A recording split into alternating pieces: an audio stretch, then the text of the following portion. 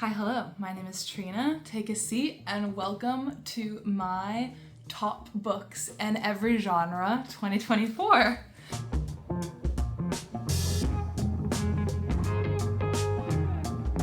I say that like it's a coined phrase, but this is in fact the first time I'm doing a video like this.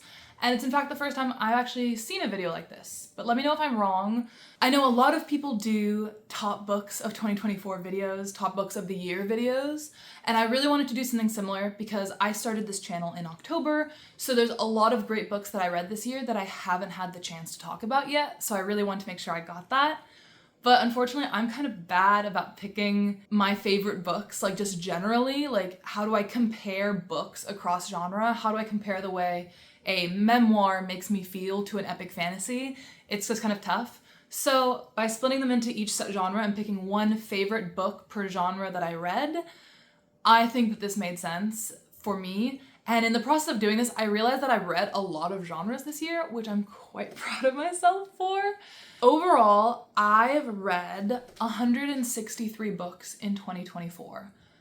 That's a lot of frigging books. For context, my original yearly goal was 96 books, which is, I think, how did I do the math here? I did 12 months times 8, so I think it was 8 books per month was my original goal for the entire year, which rounds around to 2 books a week. I felt like that was reasonable for me for the rate that I was reading at the beginning of the year. And then I started the year with a massive reading slump. In February, I think I only read 3 books, for example. And I thought, okay, I'm not gonna hit my reading goal this year. That's fine. It's an arbitrary number. And then April happened. And ever since then, I have been reading at like a crazy rate. It has been my absolute escape this year. I've loved doing it. I've read some amazing books, and I'm so excited to get to share them with you. I will say this is a ridiculously high number. It's not attainable for a lot of people. I have a remote work job, and for most of the year, I lived in a city where I didn't really know a lot of people, so I didn't have a lot of social obligations, and I didn't have a lot of like commuter time and things like that. So I managed to free up a lot of time to do reading. So I will preface with that. Overall for this video, I will save my favorite genres for last to start out with.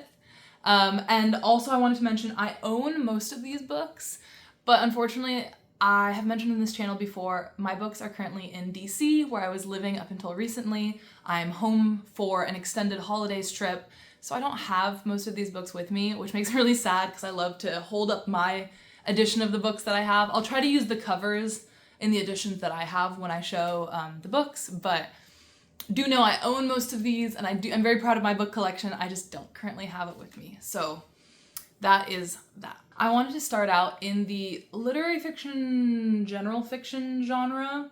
I don't actually know the difference between those two. If someone wants to tell me in the comments, that would be appreciated. But for me, it's like the same genre of like fiction books that aren't set in like a fantastical reality or set in our reality and are usually like drama focused, like focused on the lives of people. I don't even know if the book I picked is kind of fantastical in that there are magical elements, but it is literary fiction to me, and that's because the author is a literary fiction author to me, and that is Jeanette Winterson, and the book I chose for this category is Sexing the Cherry. I read this book back in May. This is my second Jeanette Winterson book after Oranges Are Not the Only Fruit, which I adored, read that in 2023. And then I bought Sexing the Cherry right afterwards, and then I was holding off for a while until I was in the mood for it. I'm not always in the mood for a literary book. And I read this in May, and it is a amazing little book. It is a very chaotic, confusing mesh of things that I loved. This book is set in, I believe, Puritan era England. What is that? 1600s, 1700s? It is set around a woman called the Dog Woman who adopts a little boy on the bank of the river and names him Jordan after another famous river. And it sort of jumps a little bit back and forth between her finding him and raising him, and then Jordan as an adult getting this intense wanderlust and wanting to travel the world, versus the dog woman who raised him, who is a giant, by the way, like I said, fantastical elements, is in London still living her life. And it's just like such a silly book. I remember there were just like so many pages where something like completely ridiculous would happen, and like while you're still reeling from that ridiculousness, Winterson will like use the fact that you're knocked off your feet to take advantage and suddenly shove all this like beautiful philosophy about like the passage of time and childhood at you. And it really hit hard for me at the time because I was listening to a memoir, Educated, and I think I talked about this more in my favorite books of all time video, but I felt like these two books complemented each other a lot weirdly, and it made me understand Sexing the Cherry a lot better as it discusses childhood memory and misremembering and the relationship between mothers and sons in The Dog Woman and Jordan. Like sometimes you read really confusing books and you're like, why did this have to be so confusing? But this one, it felt like the confusion was part of the charm of it, and that's why I loved it so much. It's definitely not for everyone, for sure, but I loved it. So I couldn't help but put it in this category for the year. The next genre I wanted to mention, I don't even know if this is technically a genre, is YA. Is young adult books a genre? It's a separate section in the library, so we're gonna count it as a genre because I really wanted to talk about this book, but it's a horror book. And I had another book already in horror, so we made compromises. My favorite young adult book of the year was The Spirit Bares Its Teeth by Andrew Joseph White. If you have not read this book, read this book. It is so good. Even I am not a big horror person. I'm not a big horror fan. The only type of horror though I really like is body horror when it serves like a thematic purpose. And in this case, the thematic purpose is that the main character, whose name I believe is Silas, although now I've read it, it's been a while, it's been May, so I might be remembering this wrong. I believe his name is Silas. He is a trans boy in Victorian England who, in like a kind of fantastical Victorian England, who wants to be a surgeon so badly. So there's a lot of like descriptions of him like cutting open pigs and like learning about anatomy. He wants to be a surgeon, but he can't because he's perceived by society as a woman, even though he's not. So he's sent off to an asylum by his parents that is supposed to like cure him of being trans. That sounds really depressing. It's not a crazily depressing book because there's a lot of moments of hopefulness in that when he arrives at this asylum, he forms this bond with the girls that are trapped there, and they start unraveling the conspiracy behind this asylum. They get help from the outside world in order to take down the asylum. And there's just a lot of like amazing found family feeling moments that make me so emotional. And like I mentioned, the body horror serves the purpose of sort of discussing like what is a female and a male body. And he's like cutting open a male body and he's like, there's no difference between this body and my body. Even though my body is technically female, we are the same. This is flesh, this is blood.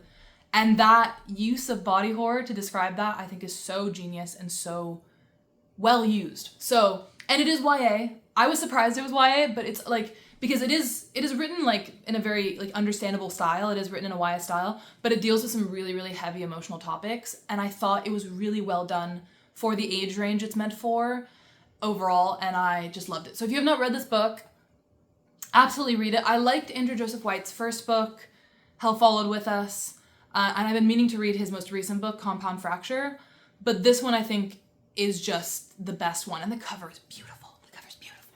So, read that. Okay, I shifted the camera a little bit so I have more space to show off the covers of the books. So sorry for that shift in angle midway through the video. The next category is horror, so similar to the last category. And I am not, like I said, I keep on saying I'm not a horror reader. I'm not. These are the only 2 horror books I read this year, and maybe I should read more of them because both of the horror books I read this year ended up in my favorites list. But my favorite book that is an adult horror book was Model Home by Rivers Solomon. Again, a criminally underrated book. So good. This book might make me a horror girly in 2025, who knows. I love Rivers Solomon's other works. I've read everything by them, Unkindness to Ghost, The Deep, and Sorrowland. This is their 4th book, Model Home, which is vastly different than their mostly fantasy books they've written so far, fantasy sci-fi. This is actual horror set in both the 90s and the present day comparatively, about a person who grew up in the suburbs of Texas as a Black person with a Black family in a predominantly white suburb, and also about they're an adult living in England with their child, and their parents have just died. They still live in that same house in the suburbs that they did all those years, and they're forced to kind of come back and deal with the fact that they're dead. And we're sort of being unfolded as we're told that this house is haunted and that the ghost of this house is very personified. The house itself is personified in this book. Love personified houses. Overall, I love the way River Solomon writes queer characters, especially genderqueer characters. I relate so much to every single one of their characters. I just love them all with my whole heart. God, I'm forgetting their name now. What is the main character's name in this book? I can't keep saying the main character. Esri. Okay, the main character Esri. It's been a few months. The main character Esri and their sisters are forced to come back to the house and deal with the history. Esri definitely was haunted the most by the house, but all of the siblings were affected. And now they have to see if the house is what killed their parents. It's so emotional. It deals a lot with like childhood abuse, childhood sexual abuse, trauma, trigger warnings for all of that. But it's really compellingly written. And it's not really a twist at the end, but the way that the story unfolds and wraps up at the end to sort of tie it back into racism in the suburbs is done extremely well. It's really heartbreaking, but if you want something that's like literary fiction horror, absolutely read Model Home by River Solomon. So good. Loved. Continuing in the same vein of horror mystery, I decided to split up horror and mystery. Like I said, I think I only read 3 horror mysteries this year. All of them ended up on this list. Is this book even mystery? It was on the mystery shelf when I bought it, so we're counting it as mystery. And that is If We Were Villains by ML Rio. I know this book is talked about a lot on here, but I actually didn't really think about picking it up because it wasn't calling to me until my close friend in real life recommended to me and said that she loved it. And she has loved other series that I love. She loved the Raven Boys. She loved like the Foxhole Court books, those. And she said that this is like the same sort of intensity of relationships between characters that we both love in books. So I had to pick it up afterwards, and of course, she was right. I loved this book. Obsessed. This might be like contenders for like just overall top favorite book of the year. I can't even really describe to you what worked so well with me here. I think 1, the writing is obviously beautiful. ML Rio is an incredibly talented writer. 2, the themes are obviously all on point. The Shakespeare of it all, the mystery of it all, loved that part. It's broken down just like a Shakespearean tragedy, which is what makes it so good, but also then is thematically relevant. So just genius. But the thing that really pushed it over the top and made it like a favorite of the whole year, of all my whole life, favorite book of all time kind of book, was the fact that the character relationships were so juicy. They were so intense. From the first time that these characters in this like boarding school setting, like tight-knit theater group, obsessed with Shakespeare, group of friends, are all on the page together for the first time, there is just like something tangible in the writing. There is like a rubber band between these characters that I could feel, especially between the main characters, Oliver and James, and like their dynamic was so unwritten. It was all between the lines, and I feel like I was getting so much of that. Sometimes the thing that makes a book a favorite of all time is something unwritten that just spoke to you in the moment, and this book was just full of that. So that may not occur for everyone who reads it, but I think even if you don't feel that way, it's still a great book that you'll still like. And if you like character-driven books and character relationship-driven books, absolutely read this. Sorry, I got scared there for a second because an ornament fell off my tree. But yeah, definitely pick this up. Amazing. It's haunting my Christmas tree right now. That's how good it is. Pivoting a little bit in themes and vibes, I read some nonfiction books this year. So in the nonfiction category, I say reading, I read a lot of nonfiction. I listened to a lot of nonfiction this year. I love a nonfiction audiobook. I find that it's the best way to consume nonfiction is when you're out on walks and you are delving into the story like it's a podcast and you're being told information. I love that. So the book I'm talking about is an audiobook that I listened to, but then I bought the physical copy afterwards and I own the illustrated copy of this, and that is Entangled Life by Merlin Sheldrake. One, that name is sick. I was like, his name is Merlin Sheldrake. I loved this book. I've mentioned before on this channel that I love fungi or like fungal networks as a concept, and this book just delves into them all so deeply. I think every chapter is dedicated to a different like subspecies or category of fungi, and how it can correlate to human usage and how it can correlate to the rest of how nature uses it. And the way that Merlin Sheldrake kind of talks in the audiobook and writes is like a little bit dry. He's definitely like how you would expect a British scientist who has spent his entire life studying fungi to sound and to write about. But as the story goes on, like it's really just like the perfect description of networks and comparison of fungal networks to human networks in this like really visceral way that I loved. And it made me like obsessed with mushrooms for a while. I started writing a bunch of like fungus sci-fi short stories after reading this because I got so into the idea and the concept and what fungi can do and like how incredible they are as a living organism. So I got really obsessed for a second. So I do just recommend this nonfiction overall, especially if you're looking for a new nonfiction. And if you want like a good audiobook that's great for when you're walking outside, because it talks a lot about nature and it conjures a lot of great natural imagery that is really fun when you're out walking. So this was my favorite nonfiction of the year. There were some other great ones too. This one has stuck with me. I read it back in March and it's still stuck with me. So absolutely, absolutely recommend Entangled Life by Merlin Sheldrake. We're getting closer to my bigger categories that I've read more in. Starting off, we have the romance genre. Massive, I know. I do love a good romance. The trouble I think with romance is a lot of my favorite romances, like romantic relationships, are not in romance books. In general, what makes a good romance book is like good like family conflict, good interpersonal conflict. But what makes a good romance for me is sometimes getting together against all odds, which usually requires like a higher stakes environment. So I'd say like my favorite romance relationships that I read this year were Emily and Wendell in the Emily Wilde series. Love their connection and their dynamic. It's my favorite kind of straight romance dynamic. Gideon and Harrow in Gideon the Ninth.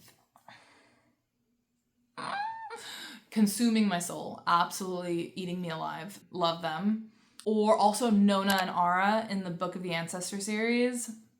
Best slow burn I read this year. So slow burn, like I thought the author was chickening out of making them a real thing. That's how slow burn this was. But we're not talking about favorite romances, we're talking about favorite romance books. A lot of the times I use romance kind of as like filler books and I don't really have high expectations for them. And oftentimes when I'm reading them back to back with like a life-changing epic fantasy novel, then I just never rate them that highly, even if they're good romances, because they just like don't compare to in my heart and soul. But my favorite romance of the book of the year made a massive impact for me. And it was despite reading it in between, I think it was between Red Rising and the Farseer trilogy, and this romance book still stood out and impacted me so much. That's why it could only be We Could Be So Good by Cat Sebastian. I got this recommendation from Carrie Can Read, and she's so right when she talks about how good this duology is. I don't know if it's gonna be more, but I know it's a duology, this book, and then a second book about a different couple.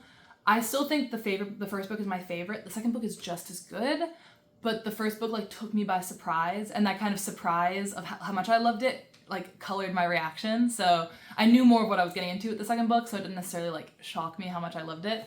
This one really shocked me with how much I loved how Cat Sebastian writes about the historical setting in New York and writes about this romance and them falling in love and is just so emotional about all of it, and it's so beautifully written.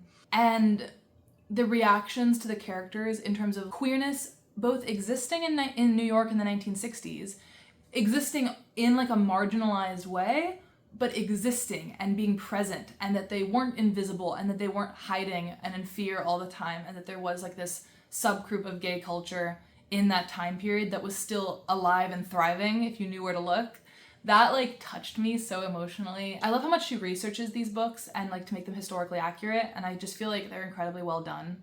So if you want a really great like historically thematic romance, I cannot recommend this book enough. It deals a lot with like, it's two journalists falling in love, New York 1960s, and they were perfect and they made me so emotional, but more than anything, the setting and everything around, because you know the romance is gonna be good because it's a good romance, but it was everything else that just pushed it over the top for me, that made it super like holistically just a good book overall. I don't really know why I gave myself this next genre. My next genre is classics, I only read 3 classics this year. I was kind of a failure. I love a classic, I really do. I didn't get around to a lot of them, and all three of them were Jane Austen. I love Jane Austen. So this one was kind of an easier pick because I could just pick between my favorite Jane Austen books of this year. Note, I didn't read Pride and Prejudice this year, so it's not Pride and Prejudice, but my favorite Jane Austen that I read this year was, in fact, surprise, surprise, Northanger Abbey. And I read this in my fall reading vlog, I read 3 of the books in this list in my fall reading vlog. That was a really good reading vlog. You should check it out. I read 3 of my favorite books of the year there. But yeah, I read Northanger Abbey by Jane Austen, and this book just blew me away with how much I ended up loving it. It is about a girl named Catherine, but she has grown up somewhat sheltered, a youngest daughter, and she's going out in society for the very first time in Bath, which I've been to, and I love that setting, which is part of why I loved it. And she makes her first friends, and she gets her first suitors, and she's kind of naive. She's well-meaning. That's like going into this, like, she's a very naive character, but she's incredibly like kind and well-meaning in that naivety. And eventually she learns her lesson not to trust so easily.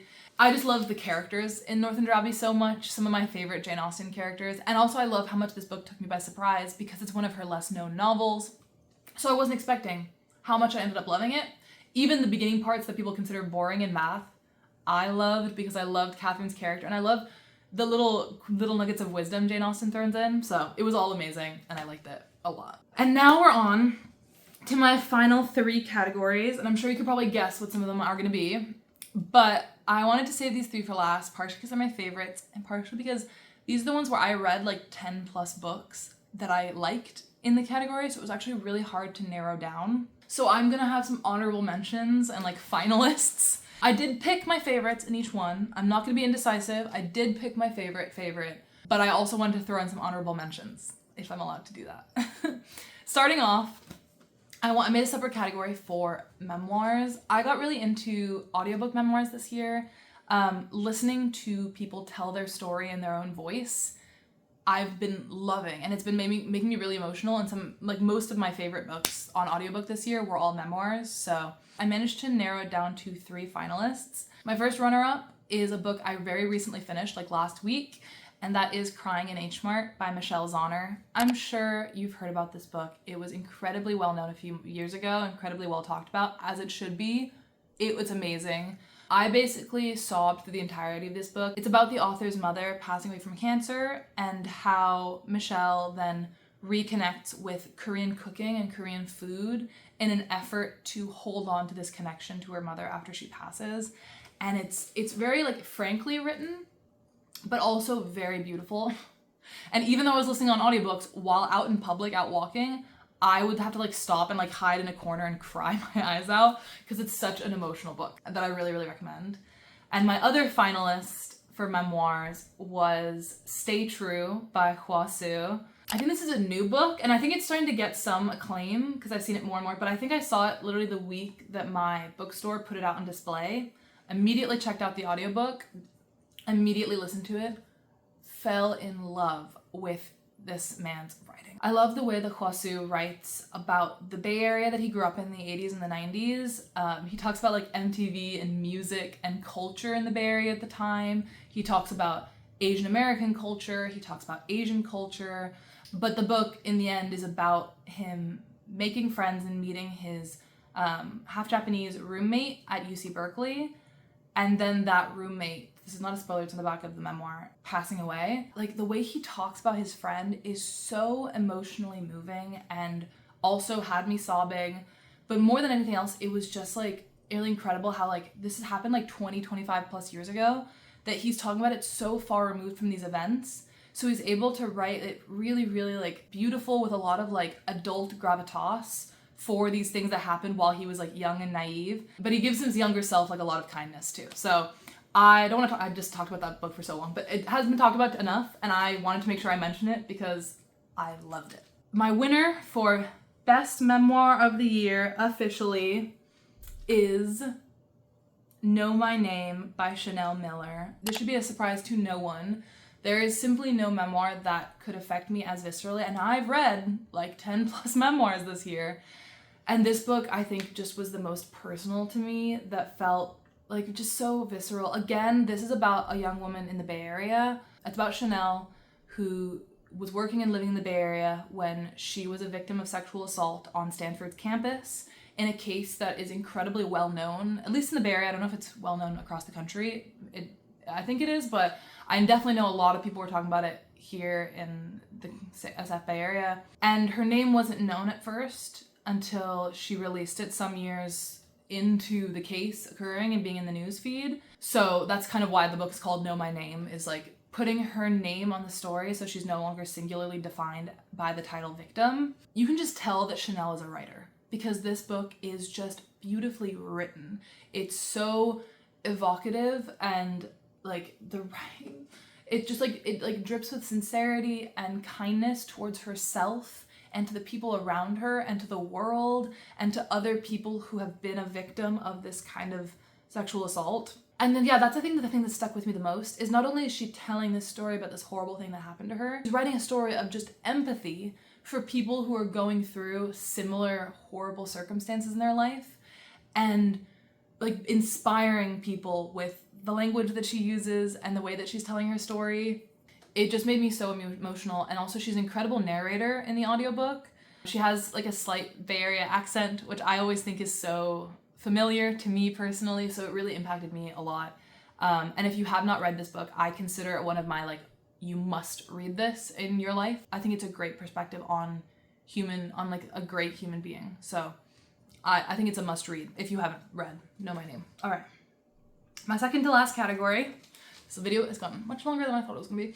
My second to last category is sci-fi. This is also a tough category to narrow down, because I've read some truly spectacular sci-fi books.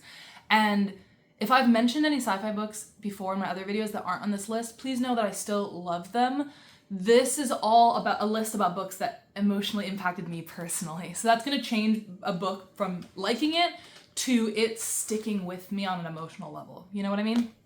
But my two finalists in the sci-fi category are, first, I have Red Sister by Mark Lawrence.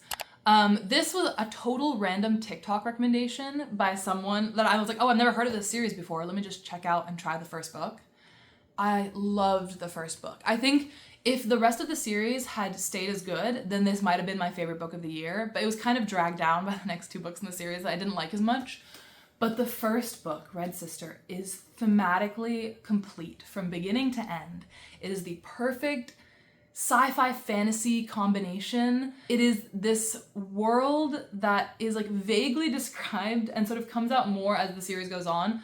But I didn't even realize it was sci-fi the first time I read this, because it's a world that seems medievally, but that's because it's set far in the future after ice has encroached from both poles of this planet, leaving only a narrow strip of livable land in the middle that is protected by an orbiting satellite machine that keeps that area of the planet livable for people. And because of that, they're like supremely lacking in technology and a lot of things, so it ends up being kind of like a medieval-esque setting. But in that setting, in the specific section of the world that this book takes place in, there is a community of women being raised as nuns in a convent, and some of them grow on to be holy sisters that are just focused on the religion. Some of them grow on to be gray sisters that are like kind of spies and assassins, and some of them are red sisters who are fighters first and foremost. And there's a bunch of like fantastical elements to this book, but I just felt like this first one was the quintessentially perfect coming of age novel. If you like coming of age fantasy and you have not read this book, absolutely pick it up. It is so great as the main character, Nona, goes to this convent and struggles with the other girls at first, can't make friendships, makes a friendship, but it is tested by like time and bonds with the other girls and jealousy. And there ends up being a sapphic romance, if that's your thing, that is very, very, very slow burn sapphic romance, which is also my thing. But yeah, overall, it just totally took me by surprise. Love Red Sister. Didn't mean to talk about it for that long, but not a lot of people talk about it, so it required a little bit more background in order to describe. My second runner-up is a book I've already mentioned in this video by an author is already in this list, and that is Sorrowland by River Solomon. This is a sci-fi book about a person who uses she, her pronouns in the book, but she kind of deals with her gender identity in a weird way. It's one of those things that's like, I would be non-binary, but I'm currently in the middle of escaping a cult, so I can't really worry about that right now. That is the main character of this book. But basically, the main character of this book is escaping a cult and is pregnant with the cult leader's twins, while also being infected with some sort of substance that the cult has infected her in that is like changing her physically. Again, some body horror. That's a reoccurring theme in my favorite books. But there's a little bit of body horror as her body is like changing and growing, which is like then compared kind of to childbirth and like motherhood. And that sort of comparison, I think is just also really thematically well done and really brilliant. But those are both only finalists. As good as those books are, they're only finalists because my favorite sci-fi book of the year, the only one I currently have in my possession right now, is none other than Gideon the Ninth by Tamsin Muir. I have talked this book to death on my channel. I don't really need to talk about it anymore. I love this series. I haven't reread Harrow and Nona yet, potentially. It's more the series that's my favorite sci-fi book of the year, more so than this book specifically. Although Gideon is the only book that I've actually read twice in this year. I read it once in January and then reread it in November because I'm starting my reread of the whole series. These books are just so great. Everything I love about sci-fi, the weirdness, the science, except the science is like necromancy, but like there's a science to it. And the background relationship characters, the massive cast of characters that you grow to like really love and care for, all of that and more. I've talked this book to death. If you have not read the Locked Tomb series and you like sci-fi, I think these books are everything that's good about sci-fi. There's a little bit of action, there's a little bit of romance, there's a little bit of character relationships, there's a lot of science and a lot of confusion and a lot of space. So absolutely pick up Gideon the Ninth. But lastly, but certainly not least, we have the fantasy genre books. I would say this is my top genre of the year, the genre I read the most books in. So it had to be last because I love fantasy. I love all kinds of fantasy. I love a romantasy. I love an epic. I love a high fantasy. I love a low stakes fantasy. I love it all. And these are my two finalists. And then at last, my favorite fantasy book of the year. Let's begin. My first runner-up in this category is kind of a random one. I read it back in January, but that is Tahanu by Ursula K. Le Guin. This is book 4. Like I said, it's kind of a random one. It's book 4 in the Wizard of Earthsea series, an old school children's fantasy series that I feel like doesn't read like a children's fantasy, that focuses around an archipelago land called Earthsea, where the books follow the journey of a young wizard named Ged, who comes of age, goes to a wizarding school, saves the world, blah, blah, blah, saves himself. Book 1 is also incredibly good, but my favorite book in the whole series ended up being Tahanu, which is book 4, and this is the cover of it that I have, so that's why I'm using this cover, which is a lesser known cover, but I adored this book. It really brought the series back for me after I was like, this is a decent series, but I don't really know if I can read the next 3 books. And then this one just like pulled it all together for me. After the first 3 books in the series kind of are constantly getting higher stakes and getting more epic. And then in Tahanu, we kind of have to take a step back with these characters and deal with them when they've gotten quite old. It's the 4th book in the series. They've gotten a lot older and dealing with more adult everyday life issues in this world, in this like much smaller area of the world than the rest of the books have dealt with, while still bringing back all of the characters we know and love.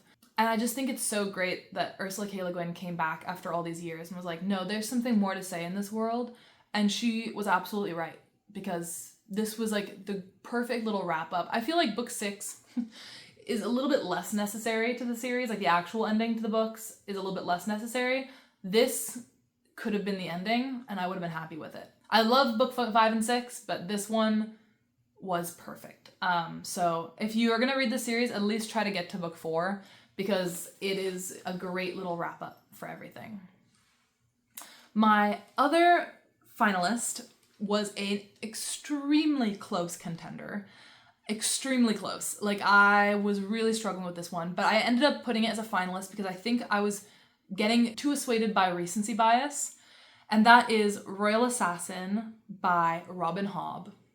You know I love Robin Hobb books. You know I love The Realm of the Elderlings. I've only read 2 of the books, and yet I'm consuming all the fan content that I possibly can. I'm obsessed with this series. I'm just taking it very slowly because I want it to last.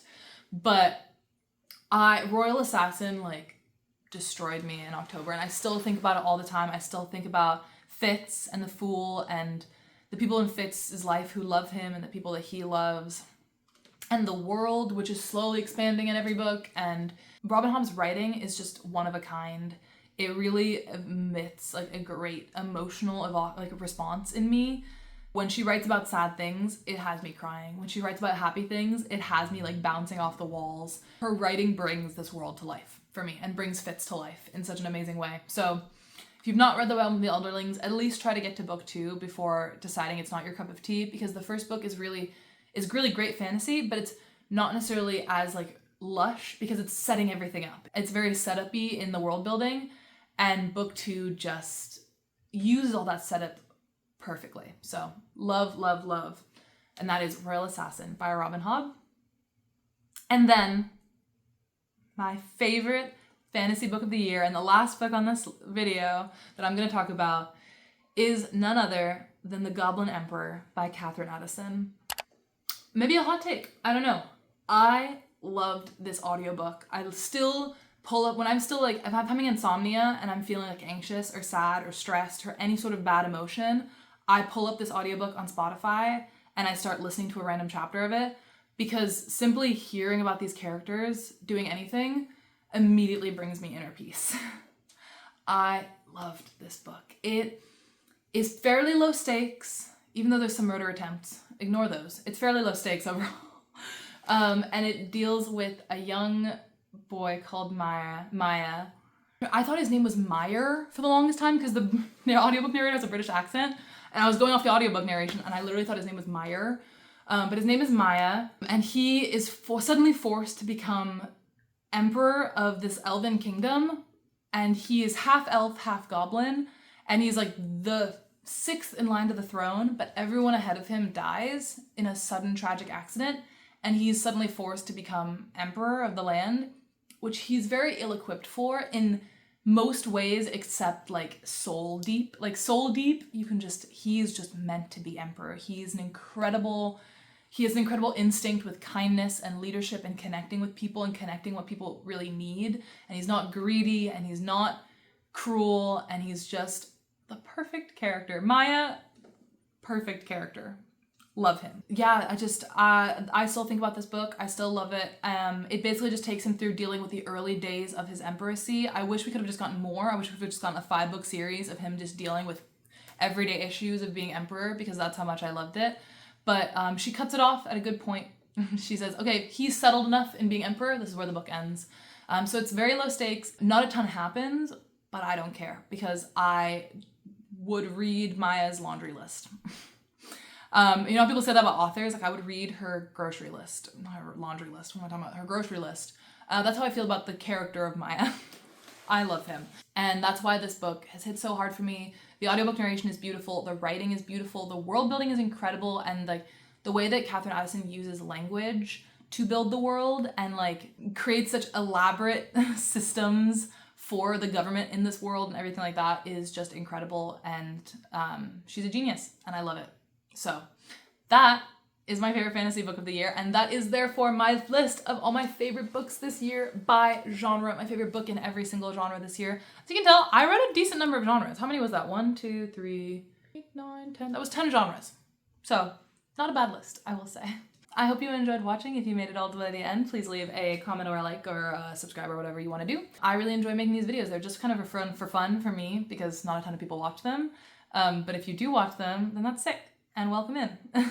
I hope you read a lot of great books in 2024, and here's to another great reading year in 2025.